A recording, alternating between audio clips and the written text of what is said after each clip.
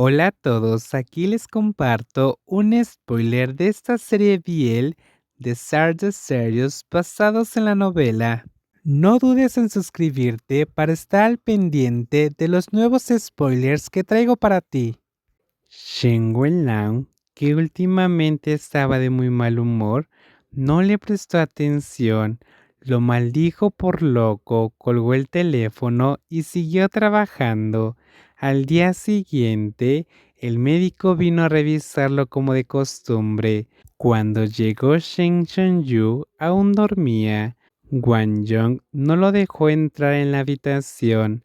Ambos conversaron brevemente en la sala.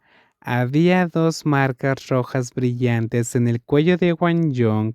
Era porque Shen Shunyu se había molestado con él el día anterior y lo había recompensado con indiferencia enfadado. Al mirarse al espejo por la mañana, Wang Yong se sorprendió mucho. Regresó a la habitación y se puso un vestido escotado, deseando anunciarlo al mundo. El adecuado este mes es bueno tanto para niños como para adultos, pero cuando el médico vio los rastros de frescura y vio que Alfa, que rara vez se quedaba en cama, seguía durmiendo a las 10, le recordó con tacto a su jefe: hay cosas que son demasiado, hay que ser moderado cuando se debe de ser moderado. Las buenas palabras son desagradables, pero el sabio jefe no se enojó. Cuando Shen Shunyu no estaba presente, Wang Yong rara vez sonreía, pero ese día, por primera vez, frunció las comisuras de los labios. Tienes razón, pero él lo quiere y no soportó dárselo. El médico asintió apresuradamente y no se atrevió a decir más. No se atrevía a escuchar demasiado esas palabras, y escuchar demasiado sería ofensivo. En la antigüedad bastaba con ser decapitado. Tras despedir al médico, Wang Yong recibió otra llamada de Shen Pining. Shen Pining lo llamó sin Shen Shunyu, algo muy inusual. Wang Yong supuso que Shen Fang probablemente quería verlo a solas, y tenía razón. Shen Pining lo confirmó por teléfono y le preguntó si podía ir solo a Jessie.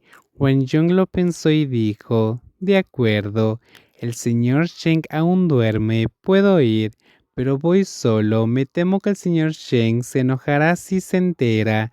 En ese momento tendré que confiar en el secretario Shen para que me diga algunas palabras amables. Shen Pinning sabía muy bien lo importante que era Wang Yong para Shen Shunyu, y por supuesto, no creía que necesitara que otros le dijeran algunas palabras amables. El secretario Shen guardó silencio unos segundos y le recordó: el presidente quiere hablar con usted y el señor Shen. Wang Yong llevaba casi medio mes esperando que Shen Fang se reuniera con él a solas, y eso era justo lo que deseaba. 30 minutos después, apareció solo frente a la sala de Shen Fang.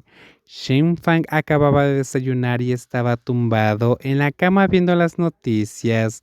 Al verlo llegar no dijo nada. Lo dejó solo durante más de 10 minutos antes de apartar la vista de la tableta. Wang Yong lo llamó tío al entrar a la habitación, pero Shen Fang no respondió. Shen Fang lo ignoró deliberadamente y quiso darle ventaja, pero Wang Yong no se contuvo ni se avergonzó. Se quedó de pie junto a la cama con las manos abajo, como un joven que viene de visita con sinceridad. Al ver que Shen Fang dejaba la tablet, inmediatamente lo llamó tío Shen con suavidad. Shen Fang finalmente respondió, dejó la tablet a un lado y la enfermera le entregó de inmediato una toalla caliente para que se secara la cara y las manos.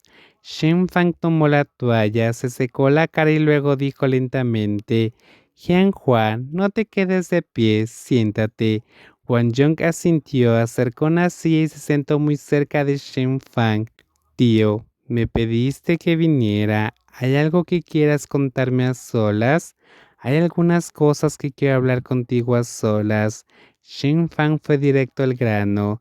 La última vez dijiste que eras del país P, entonces deberías conocer a North Super Holding en tu país P.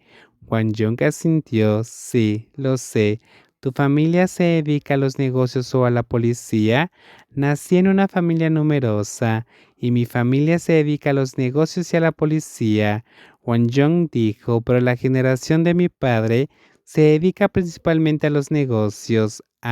Shin Fang asintió.